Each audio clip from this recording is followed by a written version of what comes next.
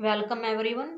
आप सभी का स्वागत है आपके अपने चैनल रोजगार गेटवे एकेडमी पर। आज से आपकी यूपी टेट 2026 सुपर टेट 2026 की सीडीपी की क्लासेस होंगी। आज आपकी पहली क्लास है यूट्यूब पर और ये सभी क्लासेस यूट्यूब पर निशुल्क उपलब्ध करवाई जाएंगे। तो आप रोजगार गेटवे एकेडमी चैनल पर आइए और अपनी यूपी टेट 2026 सुपर टेट 2026 की तैयारी कीजिए। इसी के साथ साथ CSIR नेट का सिलेबस भी हम करवा रहे हैं। रियल एनालिसिस की हमारी 2 क्लासेस मैथ्स के बच्चों की हो चुकी है। तो जो बच्चे CSIR नेट मैथमेटिक्स का एग्जाम देंगे 2026 का, वो इस चैनल पर आए और रियल एनालिसिस की तैयारी करें। तो आज आपकी जो क्लास है वो यूपी टेट की और सुपर टेट की 2026 की क्लास है। ठीक है, आपकी फर्स्ट क्लास है ये और आपका पेपर जो है जुलाई में होगा। ठीक है, तो चलिए हम अपनी क्लास शुरू करते हैं। हमारी क्लास में जो हमारा फर्स्ट टॉपिक है वो है बाल विकास से रिलेटेड। तो बाल विकास का अर्थ, बाल विकास की आवश्यकता तथा क्षेत्र, हम आज इसके बारे में डीपली पढ़ेंगे। सभी नोट्स आपके मेरे हैंड रिटन हैं और ये शॉर्ट नोट्स हैं, पर इसमें आपको कंप्लीट सिलेबस मिलेगा। ठीक है, तो अब देखिए शुरू करते हैं हम अपनी आज की फर्स्ट क्लास यूपी टेट और सुपर टेट जुलाई 2026 के लिए। चलिए, सबसे पहले है बाल विकास का अर्थ। बाल विकास एक सार्वभौमिक प्रक्रिया है। विकास एक सार्वभौमिक प्रक्रिया है। हम जानते हैं कि विकास जो है चारों ओर का विकास होता है, यानी कि ये हमेशा मानव के जीवन में बना रहता है। कभी भी मनुष्य का विकास रुकता नहीं है, वो चलता रहता है। इसीलिए ये सार्वभौमिक प्रक्रिया है, यानी कि यूनिवर्सल प्रोसेस है। गर्भधारण से मृत्यु पर्यंत तक विकास, जो विकास है मनुष्य का, वो गर्भधारण यानी कि जब बच्चा माता के गर्भ में आता है और मृत्यु को प्राप्त होता है, तब तक उसका विकास किसी न किसी रूप में चलता रहता है। विकास की गति कभी तीव्र होती है तो कभी मंद होती है। ये नहीं है कि विकास की गति हमेशा एक जैसी रहे। वो कभी जल्दी होती है तो कभी लेट होती है, कभी तीव्र होगी तो कभी मंद होगी। जैसे कि जब आपका बच्चा बाल्यावस्था में होता है तो तब बच्चे का विकास बहुत तेजी से होता है, और वहीं बच्चे का विकास जब वो वृद्धावस्था में होता है तो बहुत कम विकास की दर बच्चे की हो जाती है। तो यानी कि हम ये कह सकते हैं कि विकास सार्वभौमिक तो है, मृत्यु तक होगा, गर्भधारण से मृत्यु तक विकास होगा, परंतु इसकी जो गति है वो अंतिम समय में मंद पड़ जाती है। ये कभी तो तीव्र होगी और कभी मंद होगी। डिपेंड करता है कि बच्चा किस अवस्था से गुजर रहा है। फिर है आपके पास पिछले 50 वर्षों में सर्वाधिक, यानी कि मनुष्य ने जो बाल विकास का अध्ययन किया है वो पिछले 50 वर्षों में ही सबसे अधिक किया है। जो बाल विकास का अध्ययन है पिछले 50 वर्षों से पहले अधिक नहीं किया गया, क्योंकि मनोवैज्ञानिकों को सिर्फ मनुष्य के मस्तिष्क पर ही अध्ययन करने का विचार रहा। परंतु पिछले 50 वर्षों में जब से बच्चों की समस्याएं अधिक बढ़ी हैं, बच्चों की संख्या अधिक बढ़ी है, तब से मनोवैज्ञानिकों के मन में ये विचार आया कि हमें बच्चों पर भी अध्ययन करना चाहिए, ताकि बच्चों के व्यवहार में जन्म से ही, उनके बचपन से ही परिवर्तन लाया जा सके, उन्हें एक बेहतर इंसान बनाया जा सके। और इसके बारे में हमें बाल विकास, बाल मनोविज्ञान की जब नॉलेज होगी तभी पता चल सकता है कि हमें अपने बच्चों के साथ किस तरीके का व्यवहार करना चाहिए। फिर है आगे आपका नेक्स्ट पॉइंट, मनोविज्ञान की एक शाखा। जो बाल विकास है, बाल मनोविज्ञान है, वो मनोविज्ञान की एक शाखा ही है। बहुत बड़ा पार्ट है साइकोलॉजी, उस साइकोलॉजी का छोटा सा हिस्सा बाल मनोविज्ञान है, यानी कि चाइल्ड डेवलपमेंट थ्योरी जो है वो साइकोलॉजी का एक छोटा सा हिस्सा है, जिसमें हम बच्चों के बारे में अध्ययन करते हैं। फिर है क्रो और क्रो के अनुसार बाल विकास का क्या अर्थ है। क्रो एंड क्रो के अनुसार बाल मनोवैज्ञानिक वह वैज्ञानिक अध्ययन है जो व्यक्ति के विकास का अध्ययन गर्भकाल के प्रारंभ से किशोरावस्था की प्रारंभिक अवस्था तक करता है। जो एक वैज्ञानिक है, मनोवैज्ञानिक, वो बच्चे के मनोविज्ञान का अध्ययन उसकी गर्भावस्था से लेकर उसकी किशोरावस्था की जो प्रारंभिक बाल्य अवस्था होती है, प्रारंभिक अवस्था होती है, ठीक है, यानी कि प्री एडोलसेंस की जो स्टेज होती है बच्चे की, वहां तक अध्ययन करना ही बाल मनोविज्ञान के अंदर आता है। ये किसका मानना था? क्रो एंड क्रो का।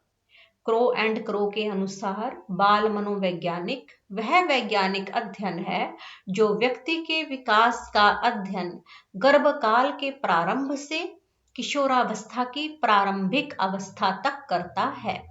फिर आगे हुए हमारे जेम्स ड्रेवर मनोवैज्ञानिक के अनुसार बाल मनोविज्ञान की वह शाखा है जिसमें जन्म से परिपक्वावस्था यानी कि मैच्योरिटी तक विकसित हो रहे मानव का अध्ययन किया जाता है। तो जेम्स ड्रेवर का मानना था कि बाल मनोविज्ञान में हम बच्चे के जन्म से लेकर उसकी परिपक्वावस्था तक अध्ययन करते हैं। क्रो एंड क्रो के अनुसार हम किशोरावस्था की प्रारंभिक अवस्था तक अध्ययन करते हैं और गर्भावस्था से लेकर के। परंतु जेम्स ड्रेवर का मानना था कि हम जन्म से परिपक्वावस्था यानी कि मैच्योरिटी तक अध्ययन करते हैं। फिर है बाल विकास की आवश्यकता। अब प्रश्न ये उठता है कि आखिर बाल विकास का अध्ययन करने की आवश्यकता क्यों पड़ी? तो उसके पीछे निम्नलिखित जरूरतें थी कि हमें बच्चों के विकास का इसलिए अध्ययन करना चाहिए। सबसे पहले है अनुसंधान का क्षेत्र। ये मानव के लिए एक अनुसंधान का क्षेत्र बन गया कि आपका बच्चा किस तरीके का कार्य करता है, कैसी सोच रखता है, किस किस अवस्था से गुजरता है, क्या क्या महसूस करता है। तो ये मनोवैज्ञानिकों के लिए एक अनुसंधान का क्षेत्र बन गया। उन्हें कुछ नया लगा कि भाई हमें बाल विकास का अध्ययन करना चाहिए ताकि हम बच्चों में सुधार ला सके। जीवन को सुखी समृद्धशाली बनाने के लिए बाल विकास की आवश्यकता पड़ी। जब हमें पहले ही पता होगा कि हमें अपने बच्चों को किस तरीके से रखना है, उनका कैसे ध्यान रखना है, तो हमारा जीवन और हमारे बच्चों का जीवन सुखी और समृद्धशाली बन सकेगा। फिर है समस्याओं पर विचार करने के लिए बाल विकास की आवश्यकता पड़ी। बच्चे जो हैं वो अनेक समस्याओं से समय समय पर जूझते हैं। अगर बच्चों के मन में कोई समस्या है तो उस समस्या का समाधान करना उसके माता पिता का और उसके अध्यापकों का कार्य है। तो अपनी बच्चों की इन समस्याओं को सुलझाने के लिए बाल विकास की जरूरत पड़ी और बाल विकास इस वजह से सामने आया, इस पर विचार किया गया कि अगर हम पहले ही बच्चों का अध्ययन करके समस्याओं को नोट कर लेंगे तो हम आगे आने वाले बच्चों को अनेक प्रकार की समस्याओं से दूर रख सकेंगे या उनका समाधान निकाल सकेंगे। बाल मनोविज्ञान की उपयोगिता को स्वीकार करना। बाल विकास की आवश्यकता का एक चरण ये भी है कि हमें बाल मनोविज्ञान की उपयोगिता की जरूरत पड़ी। जब हम बच्चों को देखते हैं तो हम ये गौर करते हैं कि कुछ बच्चे शांत स्वभाव के होते हैं जबकि कुछ बच्चे जिद्दी स्वभाव के होते हैं। तो जो बच्चे जिद्दी स्वभाव के हैं उन बच्चों की जिद को कम करने के लिए हमें किन संसाधनों का प्रयोग करना चाहिए, किन बातों पर ध्यान देना चाहिए, उसका पता हमें बाल विकास के अध्ययन से लगता है। फिर है समाज के लोग लाभान्वित। जब बाल विकास होगा तो बाल विकास का अध्ययन होगा तो जो समाज के लोग हैं वो भी लाभान्वित होंगे। इससे कैसे लाभान्वित होंगे कि पहले ही उन्हें पता चल जाएगा कि आपको अपने बच्चों को शैशवावस्था में किस तरीके से रखना है, बाल्यावस्था में उन्हें किस तरीके से रखना है, किशोरावस्था में किन बातों का ध्यान रखना है। तो इन सब के द्वारा हम अपने समाज के लोगों को लाभ पहुंचा सकते हैं। तो सामाजिक लाभ के लिए बाल विकास के अध्ययन की आवश्यकता पड़ी। फिर है बाल मन व बाल व्यवहार को जानना। मनुष्य ये जानना चाहता था कि बच्चों के मन, बच्चों के व्यवहार में क्या क्या परिवर्तन कब कब आते हैं, बच्चा कब कैसा सोचता है। तो इन सब की जानकारी के लिए बाल विकास की आवश्यकता पड़ी। बालकों के भविष्य की उचित रूपरेखा बनाना। हम अपने बच्चों की उचित रूपरेखा बना सकते हैं अगर हमें पहले ही अपने बच्चों का अध्ययन किया हो। जैसे कि जब आप अपने बच्चों को देखते हैं, छोटे बच्चे हैं, चित्रकारी करते हैं, आड़े टेढ़े ही चाहे पेंसिल ब्रश चलाएं, तो हमें अपने बच्चों को सपोर्ट करना चाहिए कि बेटे बहुत अच्छा किया है आपने, और करो अच्छा, ताकि बच्चों के अंदर क्रिएटिविटी जागे। अगर बच्चा कोई म्यूजिक सुन करके नाचना शुरू करता है तो हमें अपने बच्चे को अप्रिशिएट करना चाहिए कि वेरी गुड बेटा, आपने अच्छा डांस किया। इससे बच्चों की हेजिटेशन दूर होगी।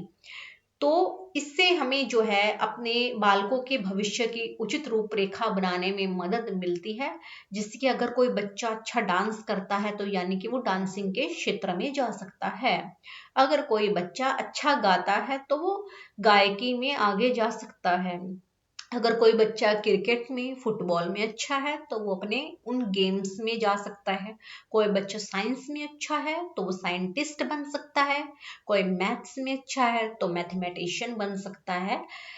कोई पॉलिटिक्स में अच्छा है तो पॉलिटिशियन बन सकता है।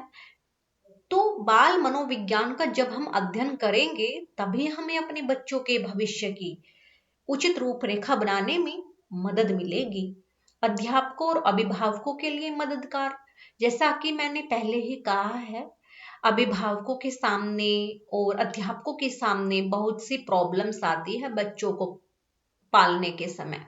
तो इन प्रॉब्लम्स को दूर करने के लिए ये माता पिता और अध्यापकों के लिए बहुत मददगार साबित हो सकता है। बालकों के समुचित निर्देशन के लिए, जो हमारे बच्चे हैं उनके उचित निर्देशन के लिए जो है बाल मनोविज्ञान का अध्ययन बहुत आवश्यक है, ताकि हम अपने बच्चों को समय समय पर उचित दिशा दिखा सकें कि बेटा आपको यहाँ पर कैसा व्यवहार करना है। आपको अपने बड़ों से इज्जत से बात करनी है और अपने छोटों से प्यार करना है। कभी भी अपशब्द नहीं बोलने हैं। सबसे पहले अपना काम पूरा करना है और उसके बाद खेलना है। कोई भी गैर जरूरी काम नहीं करना है। तो ये सब चीजें जो हैं समुचित निर्देशन के अंतर्गत आती हैं। तो जब आपको बच्चों के मनोविज्ञान का ज्ञान होगा तभी आप अपने बच्चों को समुचित निर्देशित कर सकेंगे। फिर है बाल विकास का क्षेत्र। अब देखिए बाल विकास के अनेकों क्षेत्र हमारे सामने हैं, जिनमें से सबसे पहला क्षेत्र है आपका बाल विकास के क्षेत्र में गर्भधारण अवस्था से शुरू हो जाता है। जो बच्चे का बाल विकास है वो तो माता के गर्भ में ही शुरू हो जाता है। जैसा माता को एनवायरनमेंट मिलेगा बच्चा वैसा ही होगा। अगर माता हंसती खेलती है गुनगुनाती है तो बच्चा हंसमुख पैदा होगा, और अगर माता टेंशन में रहती है चिड़ी चिड़ी रहती है तो बच्चा भी चिड़चिड़ा पैदा होगा। अगर माता कुपोषण का शिकार है तो बच्चा भी कुपोषित ही होगा। तो जो बाल विकास है वो गर्भधारण से ही शुरू हो जाता है। पहला क्षेत्र जो बालक के विकास का है वो उसकी माता का गर्भ है। फिर है आपके पास युवावस्था तक के मानव के सभी व्यवहार जो हैं बाल विकास के क्षेत्र के अंतर्गत आते हैं। थर्ड पॉइंट है आपका संबंधी समस्याएं सम्मिलित हैं। बाल विकास का जो क्षेत्र है उसमें बच्चों के विकास से संबंधित सभी समस्याएं जुड़ी हुई हैं। जैसे कि कई बार बच्चा डिप्रेशन का शिकार हो जाता है, उलझुल बातें सोचने लग जाता है। अब बच्चों को डिप्रेशन से कैसे बाहर लाना है, उनके मस्तिष्क को कैसे फोकस्ड बनाना है, इसका अध्ययन हमें बाल विकास को ध्यान में रखकर ही होगा। उसमें हर प्रकार के बच्चे के बारे में गहराई से बताया जाता है, जिसका अध्ययन हम अभी आगे करेंगे कि हम किस प्रकार से विभिन्न विभिन्न अवस्थाओं में अपने बच्चों के संबंधित समस्याओं को दूर कर सकते हैं। फिर बाल विकास के क्षेत्र में विकासात्मक दृष्टिकोण मुख्य रूप से आता है।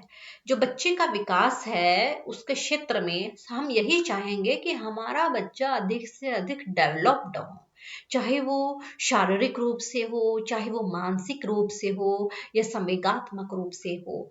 मुख्यतः हम विकासात्मक दृष्टिकोण पर ही नजर डालते हैं। बच्चा हिष्ट पुष्ट होना चाहिए, बच्चे का मस्तिष्क तेज होना चाहिए, बच्चे के अंदर सहन करने की ताकत होनी चाहिए, बच्चा हर प्रकार से मजबूत होना चाहिए, बच्चे के अंदर क्रिएटिविटी होनी चाहिए।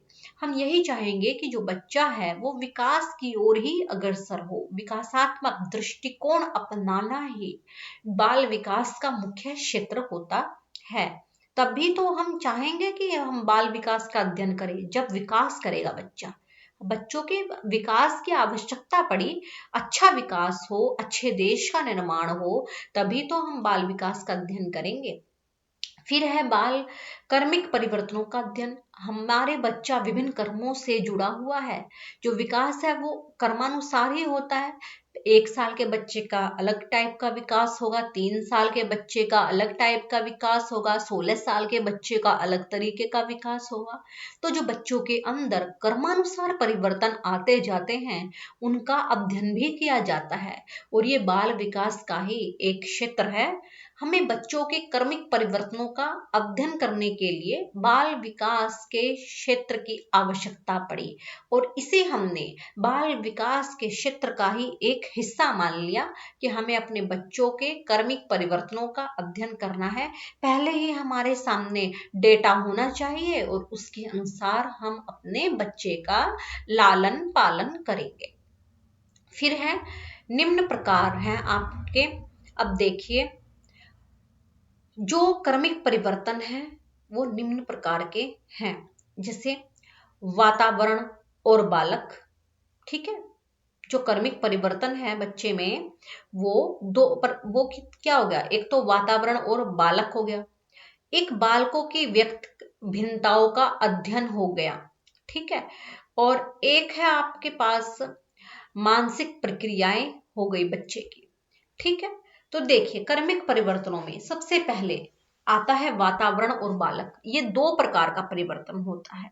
पहला परिवर्तन तो वो जब बालक का वातावरण पर प्रभाव पड़ता है, यानी कि बच्चा अपने एनवायरनमेंट पर क्या प्रभाव डाल रहा है। एक बच्चा तो ऐसा होता है हंसमुख स्वभाव का कि उसे देखकर सभी खुश हो जाते हैं, और एक बच्चा होता है चिड़चिड़े स्वभाव का, हर टाइम रोता रहता है, तो उसका वातावरण पर अलग प्रभाव पड़ता है। तो बालक का वातावरण पर एक प्रभाव पड़ेगा, दूसरा प्रभाव है वातावरण का बालक पर, कि बच्चे को ऐसा माहौल मिले खुशनुमा कि वो हमेशा ही खुश रहे। बच्चों को वीरों की कहानियां सुनने को मिले तो बच्चा वीर बने। एक एनवायरनमेंट बच्चे के लिए ऐसा है कि उसे खाने के लिए भी अच्छे से खाना नहीं मिलता, तो वो कुपोषण का शिकार हो जाता है, उसकी गति नहीं हो पाती है। उसके घर का माहौल अगर डांट फटकार का है तो बच्चा बड़ा दम्भी स्वभाव का बन जाएगा, दबा दबा रहने लग जाएगा। तो बालक का वातावरण पर प्रभाव पड़ेगा और वातावरण का बालक पर प्रभाव पड़ेगा। तो बालक और वातावरण आपस में एक दूसरे पर प्रभाव डालते हैं। तो इन दोनों में जो प्रभावकारी क्षेत्र है वो है वातावरण। जब बच्चा छोटा हो, खास तौर पर आपने अपने बड़े बुजुर्गों को ये कहते सुना होगा कि जोर से मत बोलो। क्यों? क्योंकि जोर से बोलने पर बच्चे की जो श्रवण की ग्रंथि है वो इफेक्ट पड़ता है उस पर। तो हम ये कहते हैं कि धीरे बोलो। जैसा आप बच्चे के सामने बोलोगे बच्चा उसी को कॉपी करेगा। अगर घर में जोर जोर से बोलने वाले लोग होंगे तो बच्चा भी जोर जोर से बोलेगा, और अगर घर में शांति प्रिय है लोग, बड़े इज्जत से बात करते हैं, तो बच्चा भी वैसा ही बनेगा। घर में अगर दूसरों की मदद करने वाले लोग हैं तो बच्चा भी दूसरों की मदद करने वाला बनेगा। तो प्रभावकारी क्षेत्र जो वातावरण और बालक में है वो वातावरण है। हमें घर का वातावरण पर बड़ा बड़ा ध्यान देने की जरूरत है। अगर वातावरण अच्छा होगा तो बच्चा अच्छा बनेगा, और अगर वातावरण गंदा होगा तो बच्चे पर बड़ा कुप्रभाव पड़ेगा। फिर है सेकंड आपके पास बालकों के व्यक्तिगत भिन्नताओं का अध्ययन। एक क्षेत्र ऐसा है बच्चों का जिसमें हर एक बच्चा अलग अलग देखा जाता है, जिसे हम व्यक्तिक भिन्नता कहते हैं। जैसे शरीर रचना संबंधी भेद होता है बच्चों के अंदर, मानसिक योग्यता संबंधी भेद हो जाता है बच्चों के अंदर, क्योंकि हर किसी की शरीर की रचना अलग है। कोई बच्चा बहुत लंबा हो जाता है, कोई बच्चा बहुत छोटा हो जाता है, कोई बच्चा हृष्ट पुष्ट होता है, तो कोई बच्चा बहुत कमजोर होता है। फिर है मानसिक योग्यता संबंधी भेद भी आते हैं बच्चों के व्यक्तिक विभिन्नता में। कुछ बच्चों का दिमाग बहुत शार्प होता है, जीनियस होते हैं, और कुछ बच्चे नॉर्मल होते हैं। कुछ बच्चे ऐसे होते हैं जिनका दिमाग खेल में चलता है, तो कुछ बच्चे ऐसे होते हैं जिनका दिमाग पढ़ाई में चलता है, और कुछ बच्चे ऐसे होते हैं जिनका दिमाग टेक्निकल वर्क में ज्यादा चलता है। तो मानसिक योग्यता हर बच्चे की अलग अलग है। फिर है सांवेगिक भेद। हर एक बच्चे के अंदर अपने अपने संवेगों को समझने की ताकत भी अलग अलग होती है। जैसे कुछ बच्चे तो बहुत जल्दी चिड़चिड़े हो जाते हैं, और कुछ बच्चे हमेशा हंसते रहते हैं। कुछ बच्चे तो जल्दी प्रॉब्लम सॉल्व कर लेते हैं, और कुछ बच्चे लेट प्रॉब्लम सॉल्व करते हैं। तो ये बच्चों में सांवेगिक भेद के अंतर्गत आते हैं। फिर है व्यक्तित्व संबंधी भेद। कुछ बच्चे तो ऐसे होते हैं बिल्कुल मिलनसार, कि सामने वाले से हंस कर खेल करके बात करेंगे, नमस्ते करेंगे, गुड मॉर्निंग गुड इवनिंग करेंगे। और कुछ बच्चे ऐसे व्यक्तित्व के होते हैं जो किसी से बात ही नहीं करेंगे, कमरे में घुसे रहेंगे, बाहर ही नहीं आएंगे, चाहे कोई भी घर में आ जाए, किसी से मिलना जुलना नहीं, अलग थलग पड़े रहना। तो ये व्यक्तित्व संबंधी भेद हो गया बच्चों में। फिर है सामाजिक व्यवहार संबंधी भेद। कुछ बच्चे ऐसे होते हैं जिनकी समाज में बहुत जानकारी बन जाती है, और कुछ बच्चे ऐसे होते हैं जिन्हें कोई समाज में जान नहीं पाता। विशेषकर इसके अंतर्गत पॉलिटिशियंस जो होते हैं, या आपके टीचर्स जो होते हैं, जो समाज में रह कर के कार्य करते हैं, वो आते हैं। उनका सामाजिक व्यवहार बहुत अच्छा होता है, इसलिए वो लोग पॉलिटिक्स ज्वाइन करते हैं या टीचिंग लाइन ज्वाइन करते हैं। और कुछ बच्चे ऐसे होते हैं जो अलग अकेले पड़े रहते हैं, अलोन टाइप के। फिर है भाषा संबंधी भेद। हमारे देश में भाषा संबंधी भेद भी पाया जाता है। इसमें दो प्रकार का भेद आपको मैं बताऊंगी अभी। आगे हम इस पर डीपली अध्ययन करेंगे। जो भाषा संबंधी भेद है उसमें पहला टाइप ये होता है कि एक बच्चा भाषा को जल्दी कैच कर लेता है, LSRW के अंतर्गत, और एक बच्चा ऐसा होता है जो भाषा को लेट सीखता है, LSRW के अंतर्गत।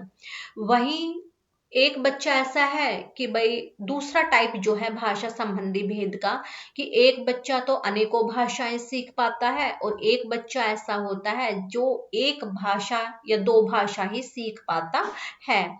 जैसे कि अगर हमारे सामने कोई साउथ का इंसान आ जाए और वो अपनी भाषा में ही बोले तो हम शायद उसकी भाषा को समझ नहीं पाएंगे। तो ये भाषा विकास संबंधी भेद होगा। और 15-20 दिन में हम उसके साथ रहेंगे और हमें उसकी भाषा आ जाएगी और उसे हमारी भाषा आ जाएगी, तो हमने क्या किया, अपने उस भाषा संबंधी भेद को दूर कर दिया। ठीक है। तो ये सब बातें जो है भाषा संबंधी भेद के अंतर्गत, भाषा विकास संबंधी भेद के अंतर्गत आती हैं। फिर है मानसिक प्रक्रियाएं।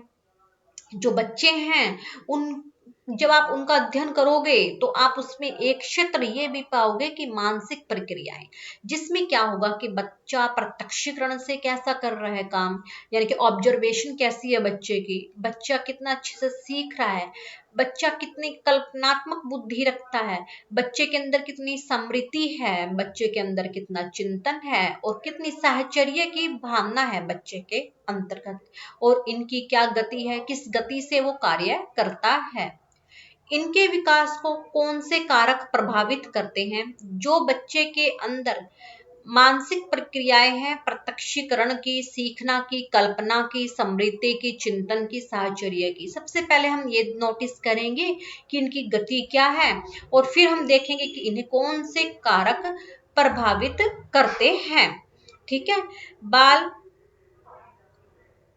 बालक बालिकाओं का मापन। अब हम एक क्षेत्र हमारा आता है जहां पर हम अपने बालक बालिकाओं का मापन करते हैं। वो मापन आपका दो प्रकार का होगा, मानसिक व शारीरिक मूल्यांकन करेंगे हम, कि हमारी बालक बालिकाओं में से कौन मानसिक तौर पर अधिक स्ट्रोंग है और कौन शारीरिक तौर पर अधिक स्ट्रोंग है। तो आप इसमें देखोगे कि मानसिक तौर पर जो बालिकाएं होती हैं वो अधिक मजबूत होती हैं और शारीरिक तौर पर हमारे बालक अधिक मजबूत होते हैं। फिर है बाल व्यवहार और अंतःक्रियाएं। जो हमारे बच्चे हैं उनमें एक क्षेत्र आता है कि हमारा बच्चा कैसा व्यवहार कर रहा है और क्या अंतः क्रियाएं हैं बच्चे की, यानी कि आपस में कैसे इंटरेक्शन है बच्चों की। इसके अंतर्गत हम देखते हैं कि बच्चे के व्यवहार में कितनी गतिशीलता है, वो अपने आस पड़ोस में, अपने क्लास में बच्चों के साथ कितनी अच्छे से व्यवहार कर रहा है, उनके साथ घुल मिल रहा है।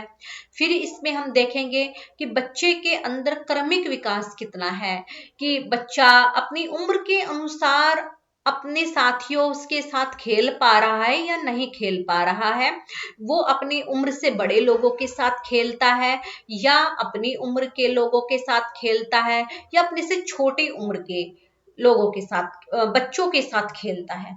तो ये है बच्चे के अंदर का कर्मिक विकास, कि अपने जो उसकी उम्र है उसके अनुसार वो किस प्रकार के व्यवहार को अपना रहा है। समय समय पर जो अंतः क्रियाएं होती हैं वो है बच्चों के अंदर सहयोग और तनाव। कई बार बच्चों में आपने देखा होगा तनाव की स्थिति बहुत बन जाती है। बच्चे या तो पढ़ाई की टेंशन ले लेंगे या कोई और घर की किसी टेंशन को ले लेंगे, या बच्चों के अंदर व्यवस्थापन की भावना आ जाएगी, यानी कि बच्चे अलग थलग रहने लग जाएंगे, बिल्कुल किसी से बात नहीं करेंगे, या बच्चों के अंदर सामाजिक संगठन की भावना आ जाएगी कि ग्रुपिंग में बच्चा रहने लग जाएगा, कहेगा कि भाई मेरा तो ये ग्रुप है, मैं अपने इस ग्रुप में रहूंगा। और कई बार बच्चों के अंदर आप देखते होंगे कि संघर्ष की भावना जागृत हो जाती है बच्चों के अंदर, कि वो जीवन में जुनूनी बन जाते हैं, कि उन्हें अगर मान लो फुटबॉलर बनना है तो वो फुटबॉलर बनने के लिए जो है संघर्ष करेंगे, साइंटिस्ट बनना है तो साइंटिस्ट बनने के लिए दिनों रात एक कर देंगे, चाहे उनके सामने कितनी भी कठिनाइयां आ जाए वो उसके लिए समय समय पर संघर्ष करते रहेंगे। और कई बार बच्चों के अंदर आपने देखा होगा कि बच्चों के अंदर विरोध की भावनाएं जाग जाती हैं। बच्चा विरोधी प्रवृत्ति का बन जाता है। वो उसके सामने आप जो भी बात कहोगे वो हमेशा उसका विरोध ही करेगा। तो ये बच्चों के अंदर समय समय पर होने वाली अंतः क्रियाएं हैं जो हम तभी समझ सकते हैं जब हम बाल मनोविज्ञान का अध्ययन करेंगे। फिर है समायोजन संबंधी समस्याएं आ जाती है बच्चों के अंदर, जिससे कि पारिवारिक समायोजन। कई बार बच्चा अपने परिवार में अच्छे से समायोजित नहीं हो पाता है, जिससे कि उसके घर में अगर कोई आ गया है, परिवार का ही सदस्य हो चाहे, वो उसके साथ घुलने मिलने में काफी टाइम लगा देता है, नहीं समझ पाता कि भाई ये मेरा अपना है, कोई गैर नहीं है। तो ये पारिवारिक समायोजन संबंधित समस्या होगी। फिर है संवेगात्मक समायोजन। जो बच्चा है वो अपने आप को इमोशनली अटैच करने में टाइम ले लेता है, क्योंकि बच्चे इतना समझ नहीं पाते अपने संवेगों को। तो जो संवेगात्मक संबंधी समायोजन है वो समय के साथ साथ धीरे धीरे बच्चों में आता है। शैक्षिक समायोजन है बच्चों के अंदर। जब बच्चा किसी शिक्षा के क्षेत्र में प्रथम समय पर जाता है या शुरू शुरू में बच्चा जाएगा, तो बच्चे को बड़ा अजीब महसूस होगा कि मैं कहाँ पर आ गया हूँ। धीरे धीरे उसको वहां पर आदत हो जाती है। फिर बच्चा नर्सरी से केजी में जाता है, उसके बाद बच्चा फर्स्ट क्लास में, सेकंड क्लास में, ऐसे करके ट्वेल्थ में, बीएससी एमएससी में या कोई टेक्निकल कोर्स में चला जाता है। तो जो शैक्षिक संबंधित समायोजन है उसमें जो बच्चा अपनी समस्याओं का सामना शुरुआती दौर में करता है, वहां पर बाल मनोविज्ञान की जरूरत पड़ती है कि हम अपने बच्चों को शिक्षा की ओर कैसे अग्रसर करें, उन्हें क्या एक्टिविटी करवाएं कि वो अपने स्कूल्स में आए। इसके लिए ही हमने जो है समय समय पर नेशनल एजुकेशन पॉलिसीज बनाई, ताकि हम शैक्षिक समायोजन कर सके और इससे जुड़ी हुई हर समस्या को दूर कर सके। फिर है स्वास्थ्य समायोजन।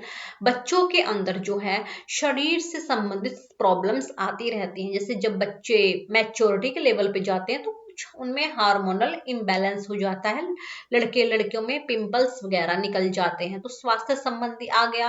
कभी स्वास्थ्य ऊपर हो गया, कभी नीचे हो गया। तो जो ये समस्याएं हैं इनको आप बच्चों को धीरे धीरे समझा करके उनके स्वास्थ्य संबंधी समायोजन समस्याओं को दूर कर सकते हो कि बेटा ऐसे सबके साथ होता है, सिर्फ आपके साथ नहीं हो रहा है।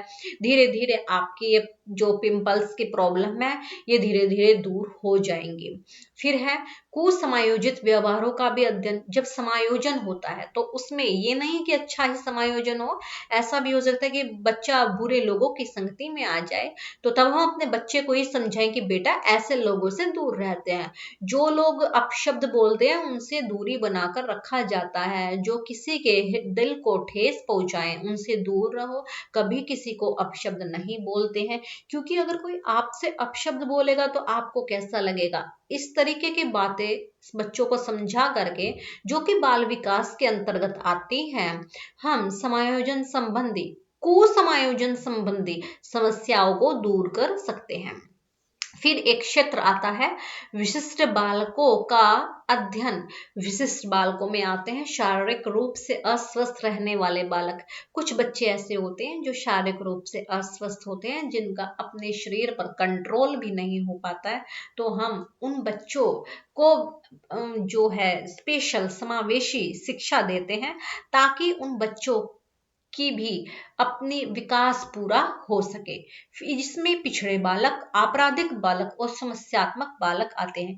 पिछड़े बालक तो वे बालक जिनके पास जरूरतों की पूरी जरूरतें पूरी नहीं हो पाती, जो अपनी दैनिक दिनचर्या की जो चीजें हैं वो भी उपलब्ध नहीं हो पाती, यानी कि पैसे संबंधी काफी प्रॉब्लम्स उनको फेस करनी पड़ती है। तो ऐसे बच्चों के लिए सरकारी स्कूल्स बनाए जाते हैं, ताकि वो वहां पर निशुल्क शिक्षा ग्रहण कर सके। 6 से 14 वर्ष तक के बच्चे के लिए निशुल्क एवं अनिवार्य शिक्षा हमारे संविधान में डाली गई है।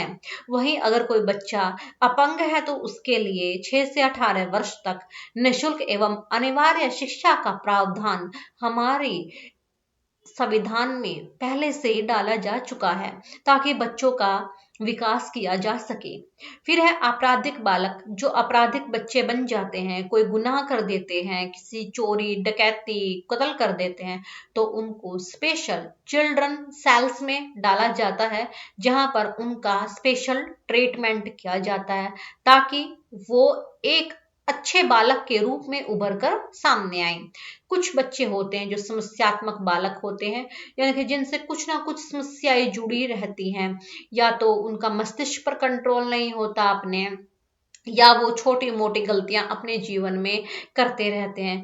यानी कि ये समस्यात्मक बच्चे ऐसे बच्चे होते हैं जिनका कई बार अपने संवेगों पर, अपने मस्तिष्क की एक्टिविटीज पर जो है कंट्रोल नहीं होता, जिस वजह से ये अपने शरीर को इधर उधर चलाते रहते हैं। तो इनके लिए हम स्पेशल टाइप के सेंटर्स का निर्माण करते हैं, जहां पर इनका विकास किया जा सके, इनको उचित एवं अनिवार्य शिक्षा उपलब्ध करवाई जा सके, और सही इनका ट्रीटमेंट किया जा सके, ताकि इनकी समस्याओं को दूर करके इन्हें सामान्य बालक के समक्ष खड़ा किया जा सके।